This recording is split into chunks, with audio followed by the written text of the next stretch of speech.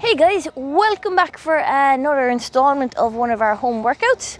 Today is going to be focused on your upper body push and pull. So what we're going to do is we're going to get that upper body nice and warm. We're going to start off with our tin spin. So what you're going to need for today, guys, is either a very tiny weight or ideally a tin of beans or a bottle of water. Nothing too heavy. You're looking around kind of half a kilo is plenty for this. We're also going to need for today either a backpack or a pair of dumbbells or a kettlebell if you have one also. So we'll get going, guys. We're going to start off in our tin spin like we were saying. So what we want to see here is that we're laying face down on the floor, but we're going to try and keep your chest off the ground. So we don't want to have your chest on the floor. From here, our arms are going to be nice and straight. We're going to keep those elbows locked out, and we're going to get your hands as high as you can possibly get them without bending the elbows. So that's massively important here. So arms straight, we're going to swivel, swap hands, rotate, getting them as high as you can. Take your time with this, guys. This is probably even a little bit too fast, so really slow it down. Nice and high, and you're going to do 4 where you lead with your right hand, then you're going to change hands, and then you'll do 4 where you lead with the opposite hand. So you're basically looking for 8 in total on those. From there, then we're going to go into our scap push-up. So again, the big thing with this, guys, is make sure we don't break at the elbow. Keep those arms locked out, and we're going to sink down into your chest, squeeze the shoulder blades together, then we're going to push up and spread them apart. So sink down, squeeze them together, push up, spread them apart. Now again, avoid bending at the elbow, because again, that's not going to benefit us too much. So you're going to do somewhere around 10 to 12 of those. And then what we're going to do is our T-spine rotation.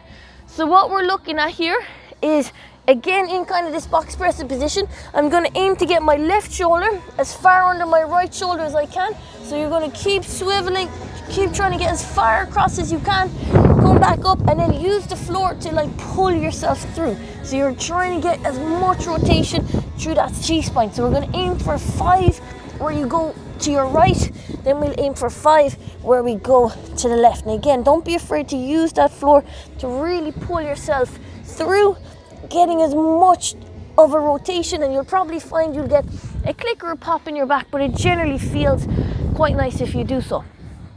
So that's one round one round we did there. So you had your tin spin, 4 on your right, 4 on your left. Scap push-ups, somewhere between 10 and 12 on those for me. And then the last one is your T-spine rotation, and you're looking for about 5 to your right, 5 to your left. So I just did 1 round there, but I want you guys to go and do 3 rounds for me. Once you have your 3 rounds done, get a quick drink, and then when you come back to me, you're going to need either your dumbbells or your heavy backpack for me, and we'll take you through the next piece. So get stuck into that, guys, and then we'll see you in a second.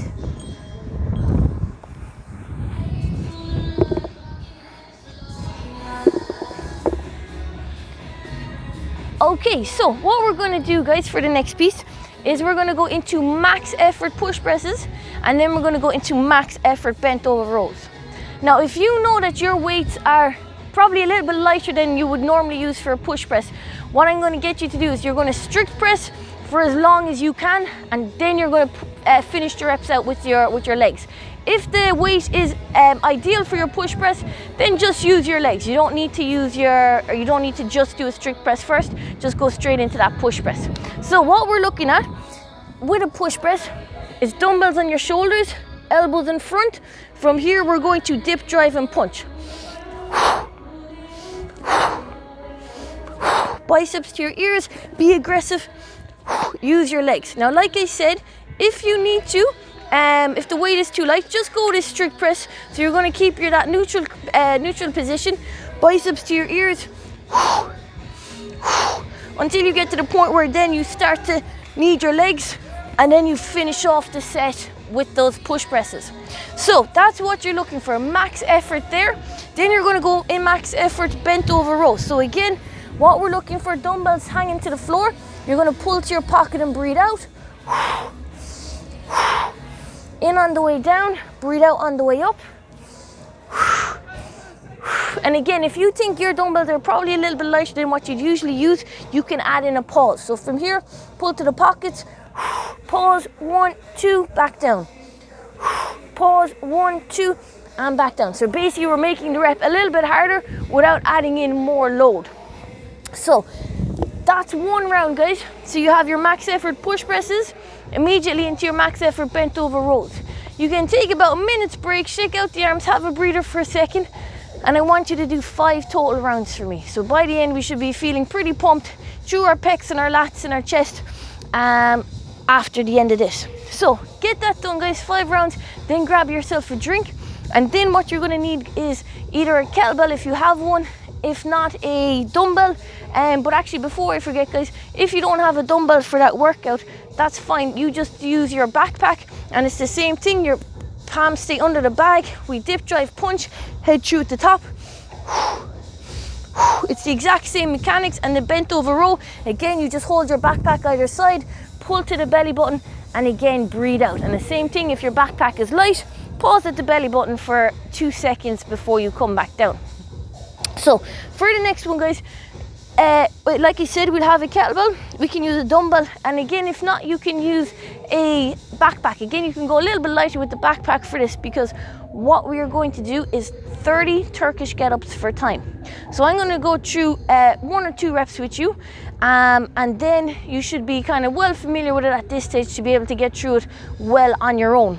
So what we're going to do is I'm going to use a dumbbell, but again, it doesn't matter what you use, the technique and the mechanics are the same. So we're going to start off one hand in the air. So if it's in your right hand, keep that right elbow locked out, keep it over your shoulder, and you're going to come down to your left knee. Now from here, we're hinging at the hip. So you're going to push your hip to the side, we're going to come down to your left hand, and if you can see here, my shoulder is going to swivel in its socket, and I have a nice straight line between my 2 arms. Now from here, I'm going to keep my hips high. I'm going to scoop my left leg through so I'm sitting on my bum, and now I'm going to slide my hand back and down, so flat to your back here. At this part here now, your right leg is on the floor, that's going to stay bent. We're going to push off that right leg, and you're going to roll over to your left elbow. Then we're going to come up to our hand. We want to get your hips as high as you can again, and again at all times my elbow is locked out. Scoop that leg through, keep looking at it. Get to a nice kneeling position, and then we stand. So that's 1 rep. You're going to aim to do 30. So with this, guys, if you want, you can alternate hands. So you can do 5 on your right, change, do 5 on your left. Or if you want, you can do 2 on your right, change, and do 2 on your left. But you have to do the equal amount of reps on your right hand as you do on your left. So you can't do 20 with your right hand and then do 10 on the left hand. Make sure it's equal in number, but we don't mind how you break it up. So I'm going to do 1 more. I'm going to do 1 more on my left hand for you now. So again, we're going to go left hand in the air, right knee to the floor. So again, the key at all times is control, keep the elbow locked out, keep looking at that hand. Hinge at the hip, scoop that right leg through so I'm sitting on my bum, sliding the hand back and down. And now from here, I'm going to push off my left leg over to my right elbow, up to my right hand, hips as high as I can get them, scoop that leg through, kneel nice and upright, and then we'll stand. So, like I said, guys, always quality comes first. Don't go just blurring the steps, rolling one step into another. Each step is there for a very, very specific reason. So make sure that each one is given the respect and the quality it deserves. So your workout today, a little bit different to usual. It's 30 Turkish get-ups for time. Best of luck, guys, and I hope you have a really, really good workout. Good job.